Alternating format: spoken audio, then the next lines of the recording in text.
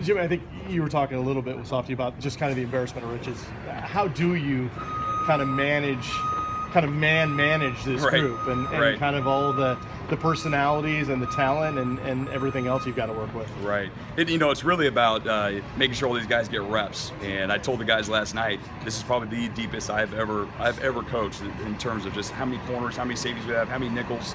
Now, also, college football has changed, especially in the Pac-12. Everyone plays with 3-4 wide receivers. So we've really matched, all those receivers with getting more DBs in here. And so we play with a lot of DBs, 5 to 6 sometimes on certain downs. And so we need to have depth like this. But I definitely made a difficult situation for me because I got to make sure everybody gets their reps and they're happy.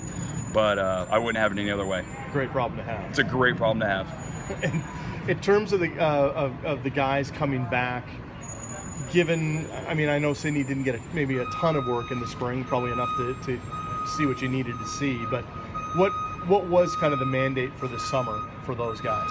Well, there was 4 guys that needed to gain weight since the end of the bowl game, and those 4 guys really took it serious and they gained weight. And we just had to get some more weight on their bodies. For number 1, to make sure they stay healthy, and then 2, it's going to help them be more of an effective player on game day. And so, Buddha took the challenge, gained a ton of weight. So did Sidney Jones, gained about 10 pounds. Going back to Buddha, he gained about 21 pounds.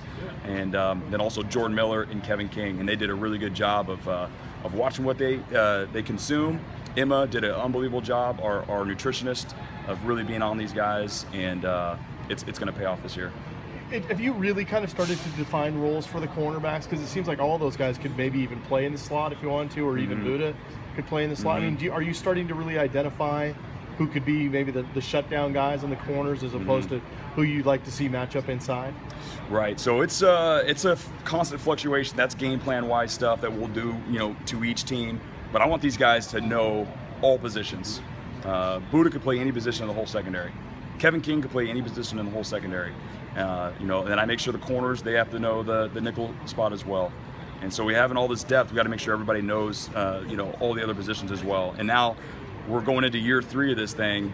They understand the techniques, they understand the scheme now, and so it's really starting to come together.